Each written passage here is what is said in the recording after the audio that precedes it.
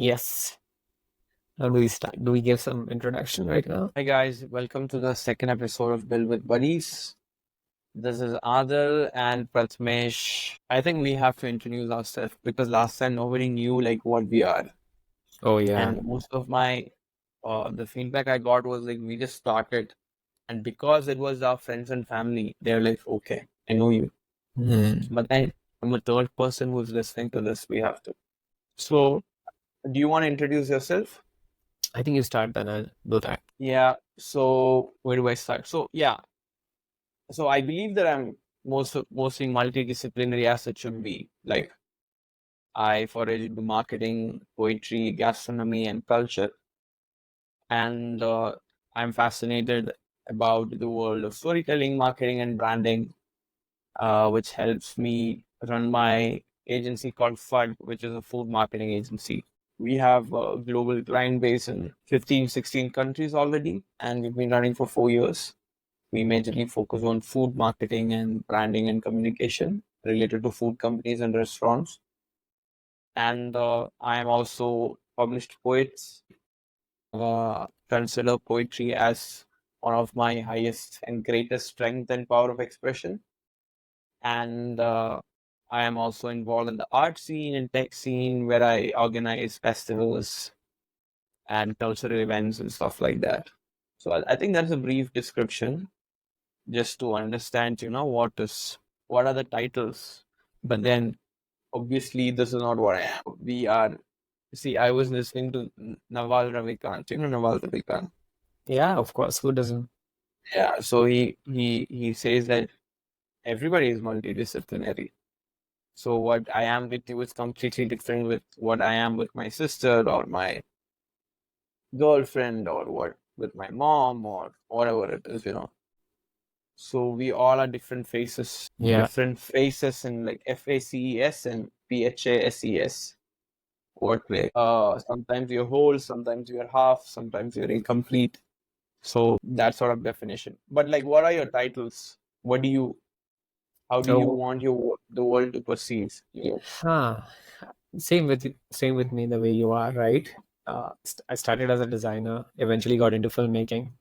Within filmmaking, I had multiple titles of a director, producer, cinematographer, editor, scriptwriter. Eventually, I got into marketing, and within marketing, it started with just a marketer and then a No, performance but like, marketer. what would you say is your biggest award or Mm. accolade that you can show off in your filmmaking bit of career? Yeah. So I won the Dada Saheb Phalke Film Festival Award, which was a pretty decent achievement for me. Hmm. I made a film that was crowdfunded, Okay. successfully crowdfunded, by the way, and Okay. a lot of about 6 national award winning folks from different disciplines worked on that single film. And it was, I mean, one of the best experiences, life changing experiences for me. The What name is of it the called? movie is One Last Question. Okay. Is it where do we watch it? Is it YouTube. We can watch it on YouTube. It's available. okay? So that was my stint in filmmaking, and eventually I realized uh, there are other places where I can monetize my skills more because that was the priority in my life. So I shifted my focus on marketing, and Mhm. that's how I started building my agency, marketing agency, through which helped a lot of brands to go from zero to $1 million. That was my specialization. That is still my specialization, to go from zero to 1 million, and help other brands do that. Eventually, I got on board with one of our clients as a co-founder in the brand named Magic Leaf, which is into manufacturing and distributing sugar-free, 100% natural food products. So right now we have stevia-based sweeteners and we have desserts that we are So selling. now you're basically the CMO of this stevia company. Yes, I'm a CMO Okay. of this company. And Oh, so that's me so far. But I feel if you ask me the curiosities that I have, right? So that is mostly in human nature, storytelling, systems design, art, literature. I think philosophy. these philosophy, yes, that's a big one. Spirituality and yoga and stuff like that. So all of these kind of overlap for me a lot, and a Okay. lot of ways in which I build my companies and build stuff build stuff come from that source of curiosity that I have. But No, mostly I I feel it understand. more like a work in progress. Like I'm sure 5 years from now I'll have 10 more titles to give myself. So I mean, I think like we should have 10 more titles. Also, like, yeah. for example, in family, maybe you're going to be a father, Oh yeah, hopefully. we haven't touched that yet. Then that's not a title. Then you're going to be something else, maybe in your filmmaking world, in your marketing world. So the titles are going to be different. I think that is, see, even though I am like so much into poetry, I'm not very nostalgic. I used to be. The moment I started looking forward in life, I started writing less poems. I have I'm a not friend. kidding. I have a friend who is also a poet and very good one. He has written a few very brilliant songs that have gone super hit. He used to be the kind of guy who is always dardi, always sad, nostalgic and melancholic. And eventually got married. He started taking up responsibilities and started looking forward in life. And all of a sudden, his production of poetry just dropped drastically. So I can totally kind of get that happened with me also. Like once I started looking forward, like I got out of filmmaking and got into marketing and business. The creative part of my filmmaking was kind of slowed down. I think you can say almost stopped.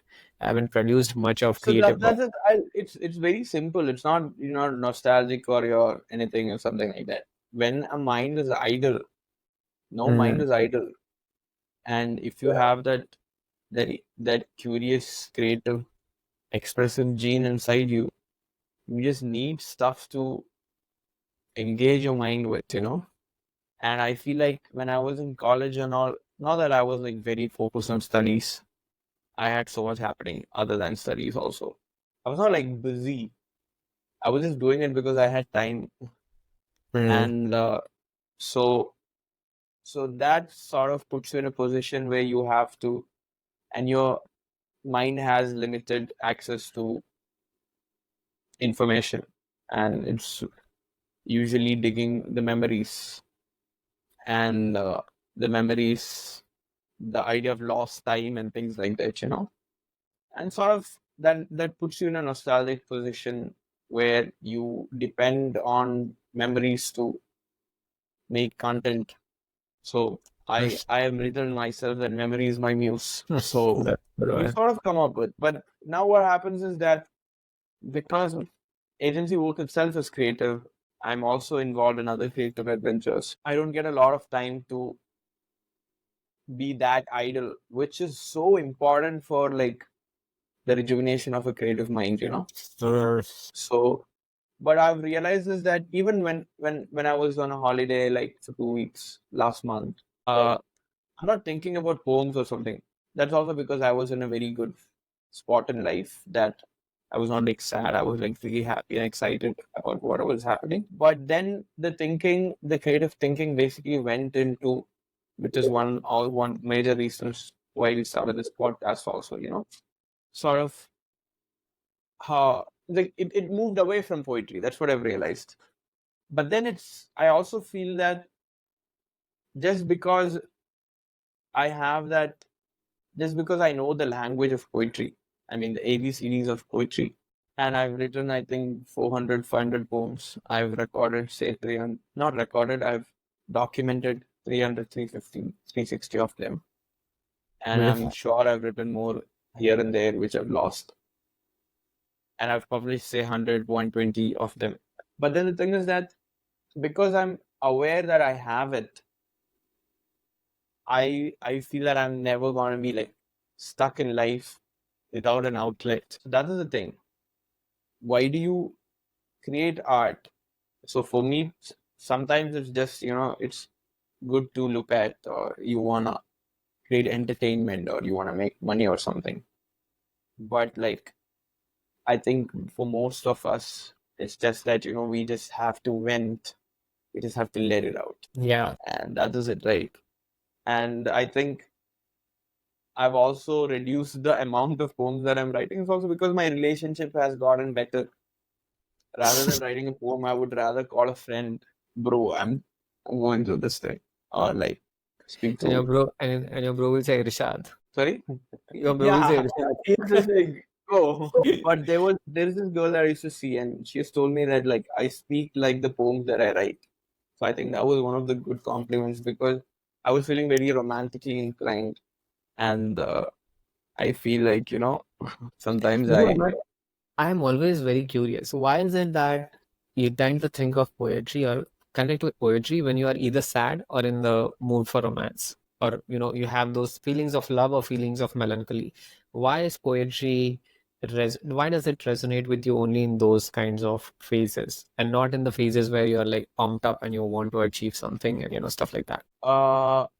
two things. So when do you want to vent? When you're frustrated or when you're helpless, right? Mhm. When I'm pumped up or when I am actually supposed to get things done, I'm doing it. Mhm. See, it's like and also the thing is that you do not choose yourself. I've never considered myself like a poet until very recently. Even after like publishing and everything like that, it was sort of hard for me because I never consider myself to be like a traditional poet or where I have like so that's what. So now if you think about it, like say 20 years, 30 years ago, when you say poets, you had this image of a poet, like usually wearing a kurta pajama or something. He had this jute bag and like long hair and stuff like that. So with age, I mean, I'm talking from an Indian context and an English context or like a Western context. It's like very Yeah, there different. is a word for it, jhola chhap. Yeah. What does that mean? Like you have this kurta and you have this jhola, like the cloth wala bag. Okay. It's like a tote bag. So it's Yeah, a yeah, jhola, tote bag. Yeah, right? yeah, So yeah, yeah. it's very Exactly. popular in Hindi. It's known as jhola chhap. Exactly. So it's like it's an extension of this uh old age fakir sort of thing. So like a sannyasis or an extension of all those things. I mean, I wouldn't say extension, it enters the same category somewhere. Yeah. But in modern days you don't have all those things. Like the poets are very stylish. The poets have very They make different looks. money. They make money. They commercialize. So I think it's also like the blurring of the boundaries that has happened with age, especially in this uh technological era Yeah. where you can get identified, they collaborate, or they become rappers. Yeah. Poets just become rappers. So with gold Yeah, that's chain. what. So I never yeah, with gold chain, I never could identify myself with that. I switched my life on. Yeah. So I think it is just that. But then there is this Palestinian poet that I forgot his name. What was his name? But what he wrote is basically he said that if I if you want me to write about birds singing and spring and water flowing and everything like that, I have to hear them. And for me to hear them, the warplanes have to stop. So it's basically whatever is taking space in your head that becomes Yeah. your art or poetry. It's an So expression of the context. it's a very good expression of the context. So you cannot ask a Palestinian person or somebody from Gaza to like, why don't you write a happy poem? No, no, that's the weirdest thing to do, right? Yeah. Because you're not happy. That sort of thing. And but I also have like read so many happy poems, especially in not just in like Eastern languages, not just in Arabic, Urdu or something, but also in like English. People talking about spring and people talking about. So, for example, my book, the second book that I wrote in my mother tongue Malayalam is called Primavera. Primavera is like uh, spring basically in Latin languages like Spanish or Italian or something like that. Uh, So the whole idea of the book is very happy. It's like I considered that certain part of my life as to be the spring of my life. I'm uh, still in the spring or I entered spring or something like that. or the childhood or the youth or whatever you want to call it. And it's generally happy. So yeah, but then there's also a lot of despair that you couldn't just say to anybody and everybody, but you wanted to say, and it would be so awkward if I said it to someone because it's my despair. It's coming from a very personal point. Even if it's my best friend, even if it's your wife or something, they may not get it, Yeah. but you have to say it. So you sort of jot it down, you put it out there. And also, you write or you produce art to create clarity in your own head. It's not necessarily that you want to say something. So that is Yeah. why writing down things give you a lot of clarity, right? Yeah. So it's I like, have never been good at poetry, but I have always been fascinated. Like maybe filmmaking, yes, that has been my outlet as an art. Uh, but what I always feel is like the point that you said, it is very awkward sometimes to let out some very vulnerable emotions. And the beauty of art is you can encrypt that and put it out and kind of under a facade of an art and still get the outlet and not feel awkward about it, right? And people are also like, exactly, wow, this is so beautiful, right? But at the end of the day, you got your outlet without feeling awkward or making others awkward, right? So exactly. that's the beauty about any art. Yeah. And what happens is that when you are in like love or in a happy friendship or something like that, when you have like solid relationships and you're like actually happy, that vulnerability is very positive. Like, I Yeah. am feeling romantic for you, I am feeling love for you. It's easy to express. Yeah. But as soon as the vulnerabilities sort of revolve around the negativities, we tend to hold it within ourselves because, especially as men, Oh, yeah. you know, and that's another topic. I don't want to enter there, but there is it gets harder.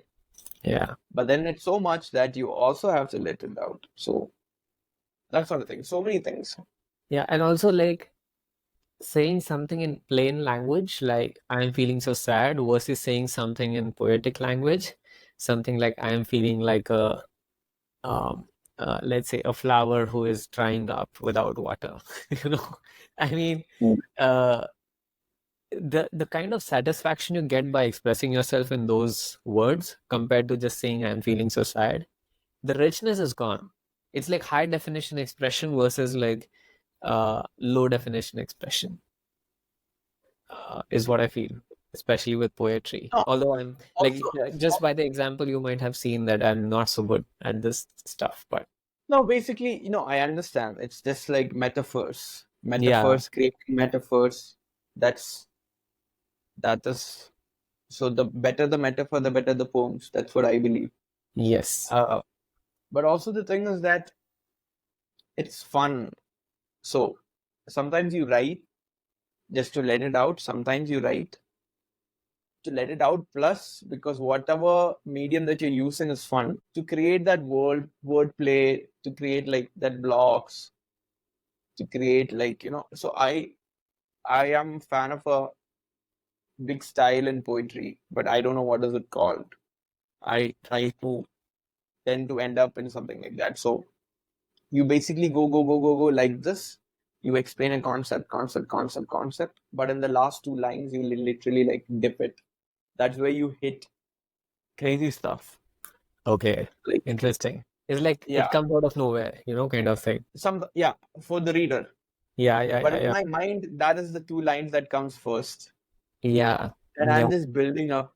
It's like a So, movie climax thing. You know the I climax love thing? exactly that kind of poetry as well. Uh, there is, I think there is a poetry by Rudyard Kipling. If I think it's like that. Not really. That's one. That's the one, and there is a one in Marathi called as Kana, Mm-hmm. right? Mm-hmm. Uh, Now I'll have to read it, but that's, oh my Mm-hmm. God. It is about it's metaphorical, Mm-hmm. and it's about that there is so many. Sorry, there was a bell. That there is so much Okay. difficulty around me, but my spine is still straight, and stuff like that. Uh, I don't remember exactly. I think it's the poet is Kusumagraj, which is one of the most legendary poets of Marathi. So Mm-hmm. that's the one. But exactly that is the kind of poetry I love whenever I read it. And that's the one Then you you kind should of tend to then you remember. should read more of my poems. Yeah, I think you should send it. I won't understand Malayalam and Urdu, send me the English ones. Yeah, I've majorly like say 98% of what I've written, 97% is in English. But Okay. then uh yeah, so I think it's also like that's like more like a modern poetry kind of thing. Um, I wouldn't say modern, say like something that's started happening in the last 100 years. Before that, poetry used to be sort of chants, right? You know what? Nazms and ghazals and that sort of thing, and what mm, kalitas and everybody used to write. It's more like slokas and chants and everything like that. yeah. Yeah, but that sort of doesn't resonate with like now these days poetry is casual. You say something, it's poetry. Yeah. And the thing is that you cannot say that it's not poetry. Oh yeah, I have seen so many poetries which don't sound like poetry if you read it, but when the person says it's a poetry, you're like, okay, this is a poetry, that's fine. Exactly. So that's perfectly all right. And you cannot say that it's a bad poem or good poem Yeah. Yeah. because if you can only say that it's resonating with me or it's not resonating with. And I think most of the Picasso work I see, some like blows my mind out, or even Dali. Some Um, it doesn't make any sense to me. And I where don't was need it? I was in, there's this place called Al Circle Avenue in Dubai, which is like an art hub sort of thing. There's so many exhibitions happening there. It's like collection of galleries. And I Wow. was there with my friend, and I was like, this doesn't make any sense to me. He's also like, yeah, it doesn't make any sense. Some things are beautiful, some things have beauty and also meaning. Some things doesn't have beauty, just meaning. Some things doesn't have both. But it is an art. Yeah. You know what I'm trying to say? Yeah. And it works. So People buy there it. is no definition of poetry you could say like this is what it is. You know haiku? What is Yeah. haiku? Yes.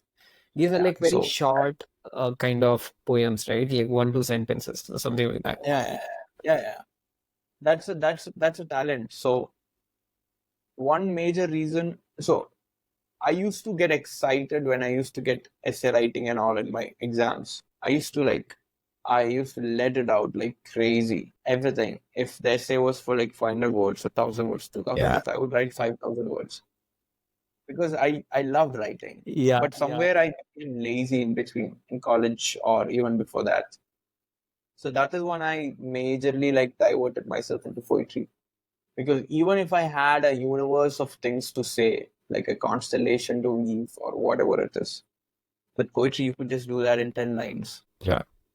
I don't know how, but yeah, that's an Yeah, awesome. I mean, if you're used to it and if you have that sort of thing, you can explain any concept in 10 lines. You can use metaphors and you can let the person think. You don't have to explain anything.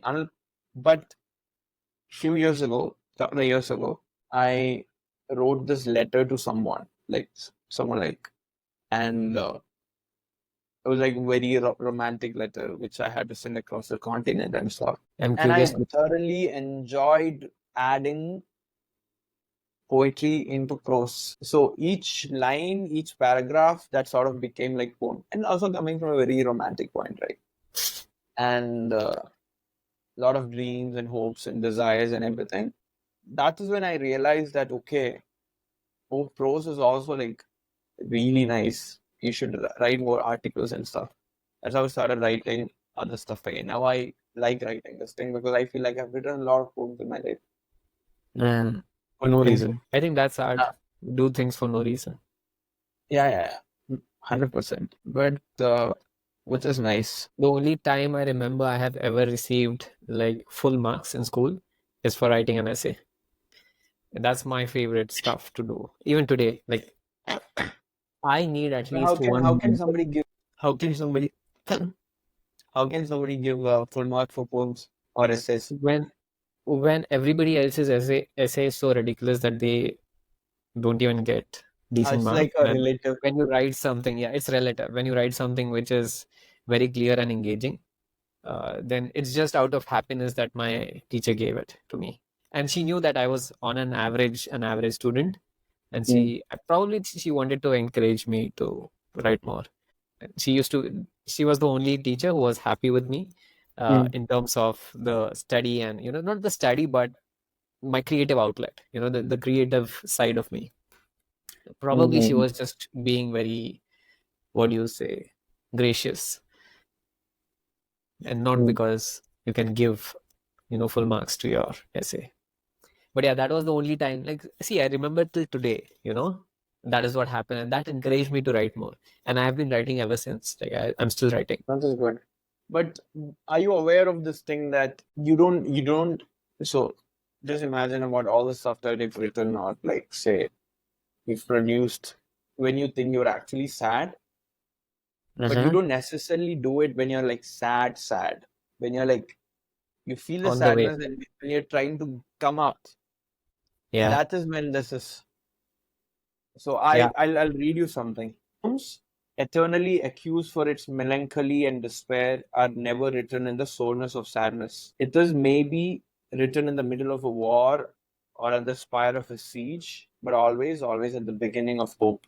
So I feel like, it's also because the venting process is happening through art, through poetry, through whatever it is, that gives you more hope. Because then, so that's going to your therapist. So you've done what is supposed to be said or what is supposed to be done, or you've sort of celebrated the sadness or you've embraced it. Now it's like the hope, part of hope. I mean, I can only speak for myself. I cannot speak for I like agree. saddest And person also, on no, but see, you cannot have that motivation to create when you're hopeless. yeah. I think I mean, the whole drive to create something, even if it is something melancholic, comes from a place of hope, comes from a place where, uh, creating takes energy, right? And it demands energy. And a hopeless person doesn't have the energy to create. So Unless it he's makes a lot of sense. Sorry? unless he's hopeless romantic. That's a different kind of hopeless. You can't compete with that kind of hopeless. Yeah, I know. No, but like, yeah, makes sense. 100%. I've never thought about it, but it's that drive. Let it. So even like building a company or building like anything, there's a drive that comes in, Yeah. and that drive has to come. I don't know from where it has to come to create, to build. Let it be writing a poem, doing a painting, or that sort of thing. There's that. It's a very nice way to put it. There's Yeah. that. There should be that energy that drives you. Yeah. 100%. Right. Should we get into the other thing? So I we are, think we are already done with one episode, okay? So the theme was poetry. And the idea was, I don't know, what was the takeaway for today? the takeaway is the process of poetry, basically. Yeah. What And happens in a poet's mind? How do people approach poetry? From a very and our more own understanding. and more of creating art, I guess. Like how, your expression in terms of art is so much more rich compared to just your usual expression in plain language, and how it can package your emotions so much more gracefully, which you cannot do with simple language. And that's when poetry and art comes in. So I think that's the beauty. That's how it is. So great. I think this. So we had planned for another episode, but this is what came out, and I love this because we are going with the flow. So yeah, thank you so much. What do you want to? How do you want to conclude this? So it's basically, as you said, I think it's the flow of conversation, and it's beautiful because we do not force it. It's just like us having a conversation. I think this should be the nature of the podcast in the coming days. Yeah. And we plan on to bring interesting people who has the vibe to match up this, the flow of conversation. And I don't think that we have to go behind this specification stuff, like, because the nature of both of us personally is very philosophical, and I don't think we have to force ourselves to say something like come as professors to college, like, today I'm going to teach you about some physics, Learning. So because at the end of the day, the pleasure is ours. So I think we have to. I think I would be not this entertained if I spoke about the Siddhartha's concept or something like that. But then also, like, the only thing is that we have to make sure that we sort of add value to the listeners, or we have to keep talking until somebody like us talking, which is usually our girlfriends and wives and friends. So, not wife and Wife. friends. By the way, just a heads up, Adil is still single. No, oh my God. You're supposed to cut this part, okay? No, we're not. I'm going to make it a ritual for us until you get married. Not even fine, but get married. So just for fun. Let's see. We'll speak about it when the camera is off and the mics are not recording. In fact, So when you started the pod with the idea of the titles, right? When we're introducing ourselves, I have a lot to say on that, but we'll do it on the next pod, maybe. Okay. So yeah, let's do it. Let's do it like that. Yeah. I mean, so initially, let's get this. We can cut all these bit, but like, let's get into the flow of doing it regularly. Yeah. All right. And let's conclude it so that we can then take this offline. Okay. So thanks, guys. I mean, we were planning to speak about something else, but then, as the people we are, the thought process that we were in, or the state of mind we were in, we ended up speaking about poetry and the creative process, and how hope is attached to art, and how hope and optimism drives the process of creation and building. So I hope you got some sort of value out of it, and we'll see you on the next episode. Thank you very much. Yeah, thank you. Bye. Thank you, guys. Bye-bye.